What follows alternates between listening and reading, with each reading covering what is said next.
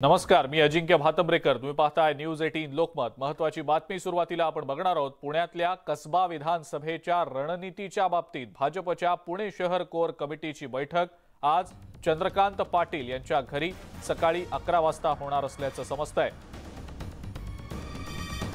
कसबा विधानसभा पोटनिवडणुकीच्या अनुषंगानं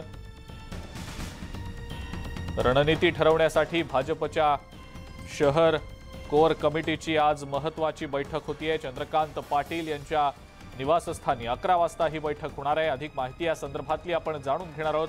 वैभव सोनवणे आपले प्रतिनिधी आपल्या सोबत आहेत सध्या. वैभव, 11 वाजता ही बैठक होतीये, काय नेमकी अपडेट? अजिंक्य, 11 वाजता कसबा विधानसभेच्या उमेदवारीबाबत आणि एकूण रणनीतीबाबत चर्चा करण्यासाठी पुणे शहर कोर कमिटी जी आहे, म्हणजे भाजपचे शहर अध्यक्ष असतील, सरचिटणीस असतील आणि शहरातले आमदार जे आहेत हे आमदार असतील, या सगळ्यांच्या उपस्थितीमध्ये ही बैठक जी आहे ती पार पडेल. कसब्याची उमेदवारी कुणाला द्यायची आणि निवडणूक जी आहे ती कशा पद्धतीने लढवली जाईल याबाबत ही चर्चा जी आहे ती होणार आहे. काँग्रेसने कालच स्पष्ट केलेलं होतं की काँग्रेस कसब्याची विधानसभेची जागा जी आहे पोटनिवडणूक ती लढवणार आहे. त्यामुळे आता एकूण सगळ्या घडामोडींनी वेग पकडलेला दिसतोय. भाजपकडूनही चर्चा जी आहे ती 11 वाजता केली जाईल.